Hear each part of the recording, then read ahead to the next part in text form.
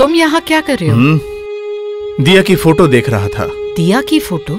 नहीं, मेरा मतलब है वो सुमन की फोटो देख रहा था। देखो, दिया का चेहरा सुमन से बहुत मिलता है। हाँ, तुम सही कह रहे हो। कितनी लड़कियों ने सुमन के बर्थडे में केक काटा है, पर किसी की बातें मुझे याद नहीं है, सिर्फ दिया को छोड़ के। उसे देखने के बाद पता नहीं क्यों मुझे ऐसा लगता है कि मैं ही उसकी माँ हूं, और दिया ने भी मुझे माँ कहा है।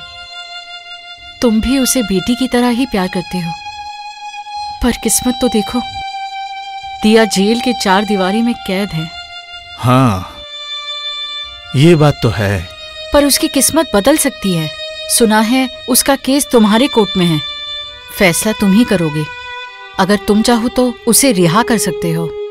रेखा, अदालत में प्यार, मोहब्बत, इमोशंस, इन सब चीजों का कोई मतलब नहीं होता। फैसला लिया जाता है गवाह, सबूत, इन सब को मद्देनजर रखते हुए। अगर अदालत में वो गुनहगार साबित होती है तो फिर मैं उसे मुक्ति नहीं दे सकता। अगर बेगुनाह साबित हुई तो फिर मैं उसे बाइज्जत बरी करूंगा। भगवान करे वो बाइज्जत बली हो।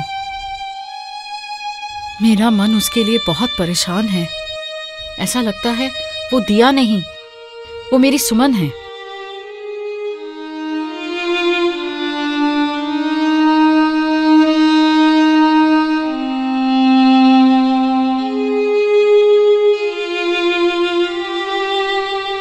माँ का मन अपने बच्चे के लिए सच में बहुत परेशान होती है। योर ऑनर, मेरे पास कुछ फोटोज हैं। ये साबित कर देगी कि मिस दिया ही असली अपराधी है।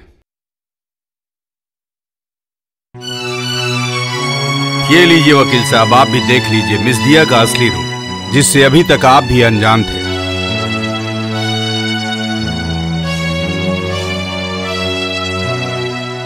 योर ऑनर, इस केस से जुड़े 2 और गवाहों को मैं पेश करना चाहता हूं। इजाजत है।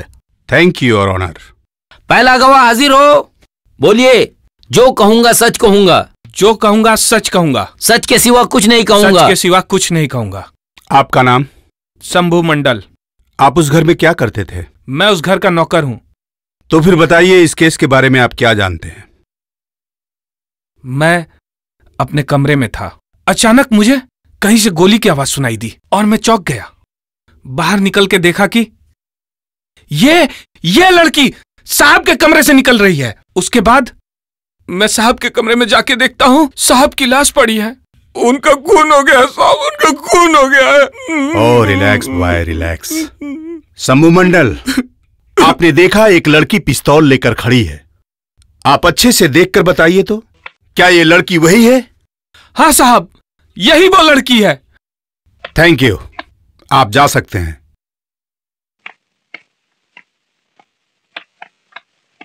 आपका नाम? अमित बासु। आप क्या करते हैं? मैं मुंबई सेंट्रल बोर्ड ऑफिस में काम करता हूँ। इस शहर में क्यों आए थे? ऑफिस के काम से। दुलाल दत्त आपके क्या लगते हैं? मेरे मामा। मामा? 24 जनवरी की रात को आप कहाँ थे? मामा के घर में। तो फिर उस रात को क्या हुआ था आपको मालूम? हाँ, जानता हूँ। कोर्ट को बताइए। उस दिन रात को मैं गेस्ट रूम में सोया था। अचानक से सुना मेरे मामा के साथ एक लड़की की कहासुनी हो रही थी। खिड़की के पास जाकर देखा तो और एक आदमी खिड़की से झांक रहा था। अच्छा?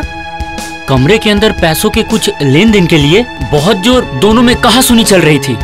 उसी वक्त मेरे मामा अचानक बंदूक निकालकर लड़की को गोली मारने जा रहे थे, लेकिन लड़की ने अचानक से बंदूक छीनकर मेरे मामा के ऊपर गोली चला दी। थैंक यू, आप जा सकते हैं। योर ऑनर, अदालत में दिए गए तमाम सबूत और फोटोग्राफ्स से यह साबित होता है कि मिस दिया हर रात एक नए आदमी के साथ सोई है और उनका मनोरंजन भी की है।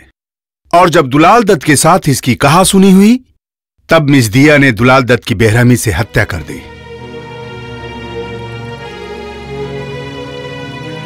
इस घिनौने अपराध के लिए मैं मिस दिया के लिए कड़ी से कड़ी सजा की प्रार्थना करता हूं।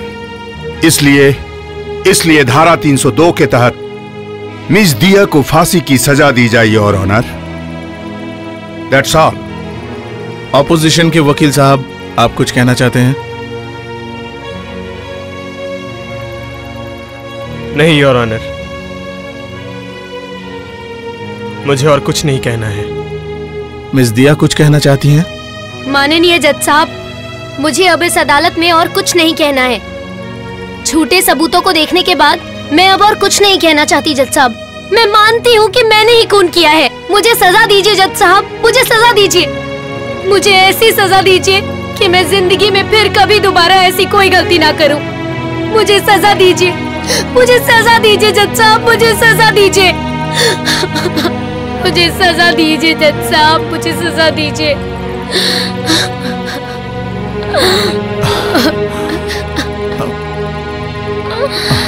अदालत को आज के लिए मुलतवी की जाती है।